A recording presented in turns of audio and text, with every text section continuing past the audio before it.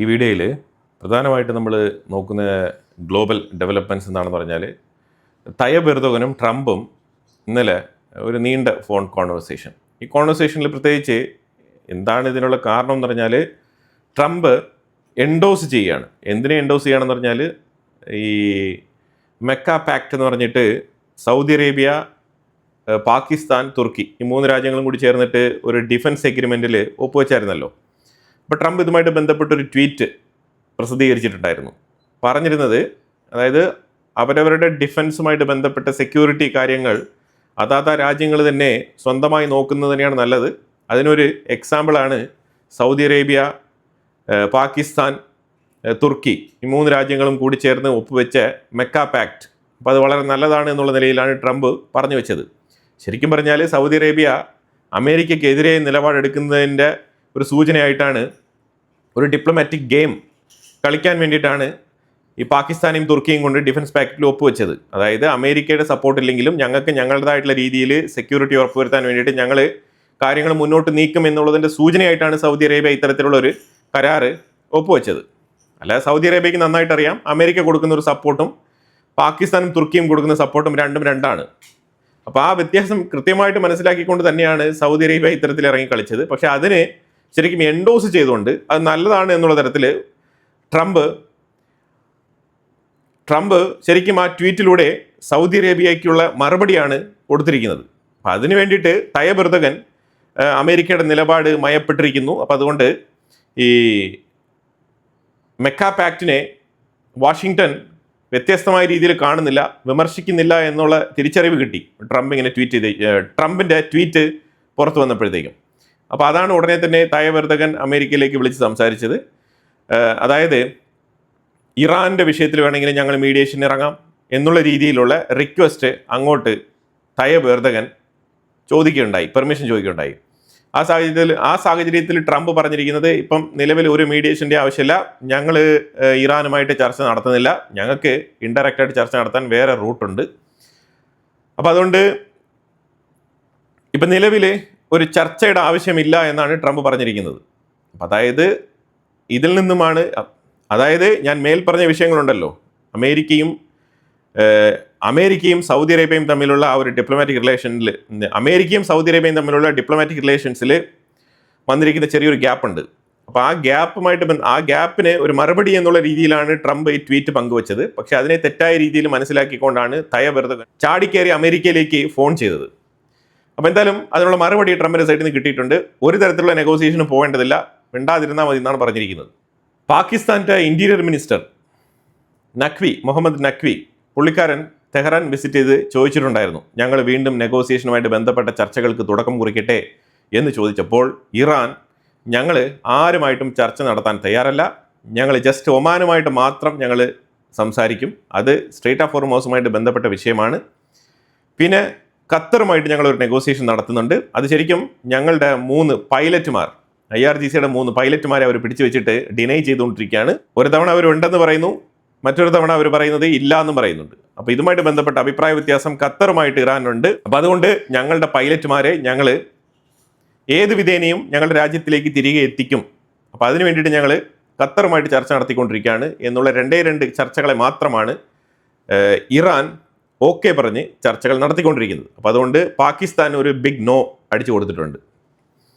പാകിസ്ഥാൻ വഴിയാണ് അവർക്ക് ഈ ചരക്ക് ഗതാഗതം നടന്നുകൊണ്ടിരിക്കുന്നത്. അപ്പോൾ അതുകൊണ്ട് പാകിസ്ഥാനെ അവർക്ക് മുഖം വെറുപ്പിക്കുന്ന രീതിയിൽ പാകിസ്ഥാൻ അടുത്ത് മറുപടി പറയാൻ പറ്റില്ല. അപ്പോൾ അതുകൊണ്ട് പാകിസ്ഥാൻ വേണമെങ്കിൽ ഇറാൻ്റെ ഉള്ളിലേക്ക് ഏത് നേരത്തും കടന്നു ചെല്ലാം, വിഷയങ്ങളുമായിട്ട് ബന്ധപ്പെട്ട രീതിയിൽ ചർച്ചകളൊക്കെ നടത്താം. പക്ഷേ ഇറാൻ്റെ തീരുമാനം അമേരിക്കയുമായിട്ട് ചർച്ചയില്ല എന്നുള്ളതാണ്. പക്ഷേ അതേസമയം ബാക്ക് ചാനലിലൂടെ ഒരു കൂട്ടർ IRGCയുമായിട്ട് ബന്ധപ്പെട്ട് ചർച്ചകൾ നടത്തുന്നുണ്ട് അമേരിക്കയ്ക്കും ഇറാനും ഇടയിൽ. അങ്ങനത്തെ വാർത്തകളും വരുന്നുണ്ട്. ട്രംപ് ട്രൂത്ത് സോഷ്യൽ മീഡിയയിൽ ഒരു പോസ്റ്റ്, ന്യൂ അമേരിക്കൻ ടെറിട്ടറി, ഏത് സ്ട്രെയിറ്റ് ഓഫ് ഹോർമൂസ്, ആ 180 ഡിഗ്രി ചാനൽ ഉണ്ടല്ലോ സ്ട്രെയിറ്റ് ഓഫ് ഹോർമൂസിൽ, അത് അമേരിക്കയുടെ പുതിയ ടെറിട്ടറി എന്നാണ് ട്രംപ് വിശേഷിപ്പിച്ചിരിക്കുന്നത്. ഇത് വായിച്ചപ്പോൾ എനിക്ക് മനസ്സിലാക്കാൻ പറ്റിയത് ഇടയ്ക്കിടയ്ക്ക് ചൈന ഇതേപോലത്തെ സ്റ്റേറ്റ്മെൻറ്റുകൾ പുറത്തിറക്കാറുണ്ട്. അരുണാചൽ പ്രദേശിലെ കുറച്ച് സ്ഥലങ്ങൾക്കൊക്കെ ചൈനയുടെ പേര് നൽകിക്കൊണ്ട് ചൈന പറയും ഇത് ഞങ്ങളുടെയാണ് എന്നൊക്കെ പറയും. പക്ഷേ ടെറിട്ടറി ശരിക്കും ഇന്ത്യയുടേതാണ്. അതേ മാതൃകയിലാണ് ട്രംപ് ഇപ്പം സ്ട്രെയിറ്റ് ഓഫ് ഹോർമൂസിന് അമേരിക്കൻ ടെറിട്ടറി എന്നുള്ള പേരും കൊടുത്തുകൊണ്ടുള്ള ഒരു പോസ്റ്റ് പങ്കുവച്ചിരിക്കുന്നത്. അപ്പോൾ അതിന് മറുപടിയായിട്ട് പേർഷ്യ ഗൾഫ് എന്നാണ് അതിനകത്ത് എഴുതിയിരുന്നത്. പേർഷ്യ ഗൾഫ് അല്ല, പെർഷ്യൻ ഗൾഫാണെന്നുള്ള ഒരു തിരുത്തോടു കൂടി ശരിയായിട്ട് എഴുതാനെങ്കിലും പഠിക്കണം, സ്ഥലങ്ങളുടെ പേരൊക്കെ നന്നായിട്ട് വായിച്ച് മനസ്സിലാക്കണം, എന്നാലേ കൃത്യമായിട്ട് എഴുതാൻ പറ്റൂ എന്നുള്ള രീതിയിൽ മോക്കിംഗ് സ്റ്റേറ്റ്മെൻറ്റുകളുമായി ഇറാൻ രംഗത്ത് വന്നിട്ടുണ്ട്. അതുമാത്രമല്ല, ഇനി ഇറാനുമായിട്ട് യാതൊരു വിധത്തിലുള്ള ചർച്ചകളും ഇല്ല, ഇനി സ്ട്രോങ് ആയിട്ടുള്ള ബ്ലോക്കേഡ് തുടരുമെന്നാണ് ട്രംപ് പറഞ്ഞിരിക്കുന്നത്. ബ്ലോക്കേഡ് ശരിക്കും ഇറാനെ നല്ല രീതിയിൽ ബാധിക്കുന്നുണ്ട്, ഇല്ലാന്നില്ല. ഇറാൻ്റെ ഉള്ളിൽ ഹൈ ലെവലിൽ ഇൻഫ്ലേഷൻ പൊയ്ക്കൊണ്ടിരിക്കുകയാണ്.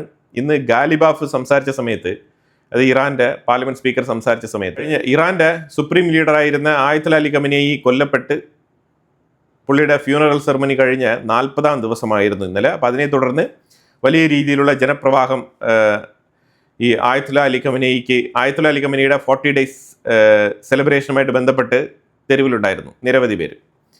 അപ്പോൾ എന്തായാലും ഗാലിബാഫ് അതുമായിട്ട് ബന്ധപ്പെട്ട് കൊടുത്ത സ്പീച്ചിൽ പറഞ്ഞത്, എനിമീസ്, അമേരിക്ക നമ്മളുടെ ഗ്യാസ് അതേപോലെ എനർജി മേഖലയെ ഷട്ട് ഡൗൺ ചെയ്യുന്ന രീതിയിലുള്ള ബ്ലോക്കേഡാണ് തുടരുന്നത്. നിരവധി സാധനങ്ങൾ ഇറാൻ്റെ ഉള്ളിലേക്ക് വരുന്നില്ല, ഇപ്പം ഒരുപാട് ഐറ്റംസ് ഷോർട്ടേജാണ്. അതുകൊണ്ട് ഇൻഫ്ലേഷൻ വളരെ കൂടുതലായിരിക്കും, അത് സഹിക്കാൻ ബാധ്യസ്ഥരാണ് നമ്മൾ എന്നുള്ള രീതിയിലൊക്കെ പറഞ്ഞിട്ടുണ്ട്. പക്ഷേ എനിമീസുമായിട്ട് യാതൊരു വിധത്തിലുള്ള ചർച്ചകളും ഇനി ഇറാൻ നടത്തില്ല. ഇനി ജസ്റ്റ് അവർക്കെതിരെയുള്ള ശക്തമായിട്ടുള്ള നിലപാട് എന്താണ് നിലപാടെന്ന് പറഞ്ഞാൽ, സ്ട്രേറ്റ് ഓഫ് ഹോർമോസിലൂടെ ഒരു കപ്പലുകളും ഇനി കടന്നു പോകരുത്, ഫുള്ളി സ്റ്റോപ്ഡ്.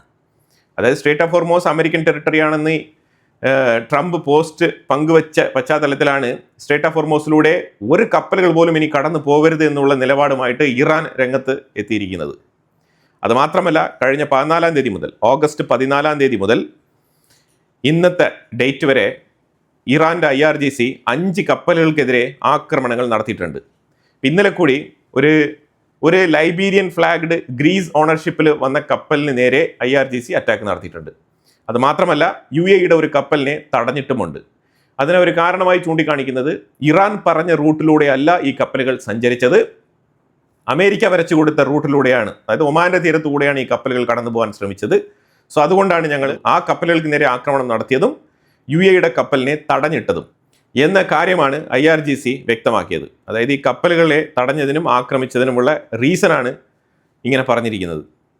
അതുമാത്രമല്ല, UAE-ക്കുള്ളിൽ ബാലിസ്റ്റിക് മിസൈൽ ആക്രമണം IRGC നടത്തിയതായിട്ട് UAE ആരോപണം ഉയർത്തിയിട്ടുണ്ട്. ഇതുമായിട്ട് ബന്ധപ്പെട്ട പ്രസ്താവന UAE ഒഫീഷ്യലി റിപ്പോർട്ട് ചെയ്തിട്ടുണ്ട്. ഇത് അടുത്ത മിഡിൽ ഈസ്റ്റ് ക്ലാഷിലേക്ക് വഴിയൊരുക്കുമോ എന്ന് ഒരു ഡൗട്ടുണ്ട്. മൊത്തത്തിൽ അമേരിക്ക ഇതുമായിട്ട് ബന്ധപ്പെട്ട് ഇടപെടൽ നടത്തിയിട്ടുണ്ടെന്നാണ് പറയുന്നത്. UAE-യുടെ അടുത്തും സംസാരിച്ചിട്ടുണ്ട്. അപ്പോൾ അങ്ങനെ ഇറാനെ ബാക്ക് ചാനലിലൂടെ ഡീൽ ചെയ്യുകയാണ് അമേരിക്ക ഇപ്പോൾ ചെയ്തുകൊണ്ടിരിക്കുന്നത്. എന്തായാലും UAE കുറച്ച് അഗ്രസീവായിട്ടുള്ള ആരോപണങ്ങളാണ് ഉയർത്തുന്നത് ഇറാനെതിരെ.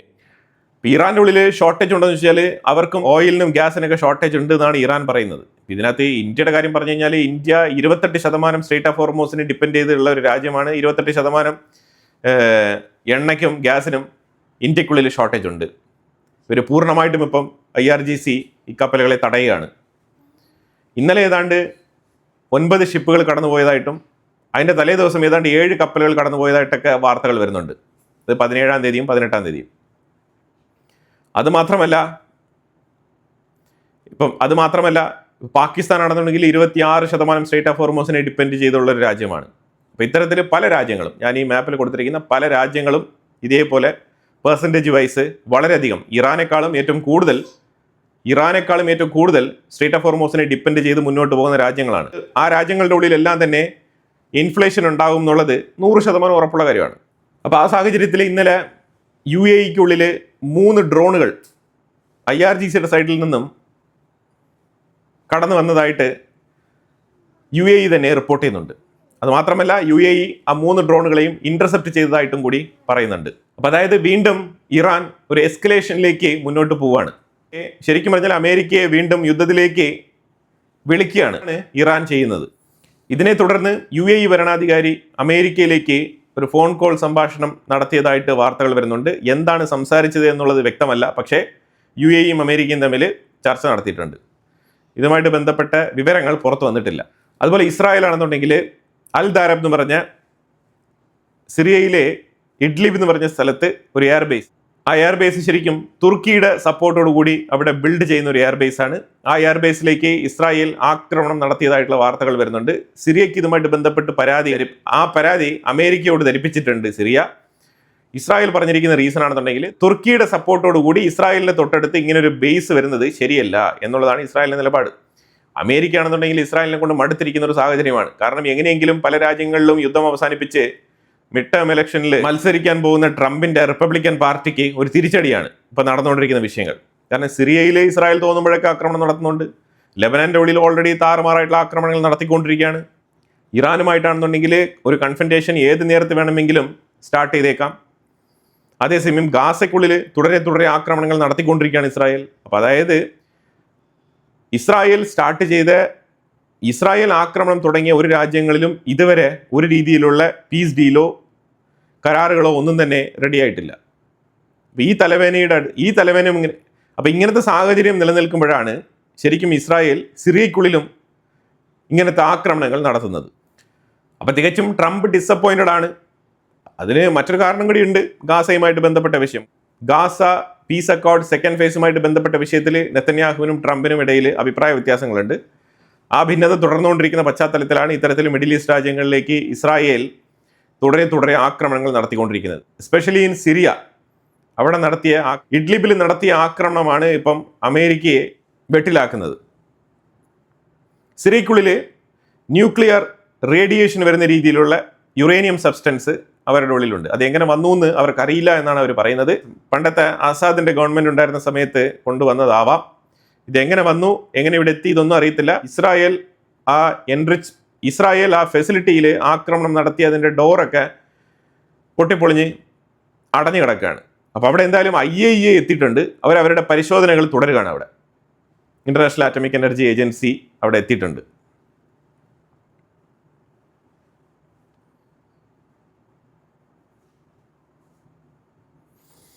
അപ്പം അങ്ങനെ ഇസ്രായേൽ ഇഡ്ലിബിൽ നടത്തിയ അറ്റാക്കിൽ പുതിയതായിട്ട് നിർമ്മിച്ച ഈ ഹംഗേഴ്സിലാണ് എയർക്രാഫ്റ്റുകൾ ലോക്ക് ചെയ്ത് നിർത്തുന്നത്. ആ പുതിയ ഹംഗേഴ്സ് എല്ലാം തന്നെ ഇസ്രായേൽ അടിച്ച് നശിപ്പിച്ച് കളഞ്ഞിട്ടുണ്ട്.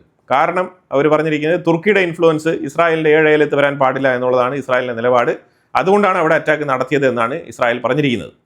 സൗദി ജസാൻ എന്ന് പറഞ്ഞ അറാംകോയുടെ എണ്ണ സ്റ്റോറേജ് യൂണിറ്റിന് മേളിൽ യമനികൾ ഹൂത്തീസ് ആക്രമണം നടത്തിയിട്ടുണ്ട്. സൗദി അറേബ്യ അത് പുറത്ത് ഇങ്ങനെ ഓപ്പൺ ആയിട്ട് പറയുന്നില്ല. പക്ഷേ അറാംകോയുടെ ഓയിൽ സ്റ്റോറേജ് യൂണിറ്റിന്റെ മേളിൽ ഹൂത്തികൾ ആക്രമണം നടത്തിയിട്ടുണ്ട്. നോർത്ത് കൊറിയയുമായിട്ട് ട്രംപ് ഒരു സോഫ്റ്റ് നിലപാട് എടുക്കുകയാണ്.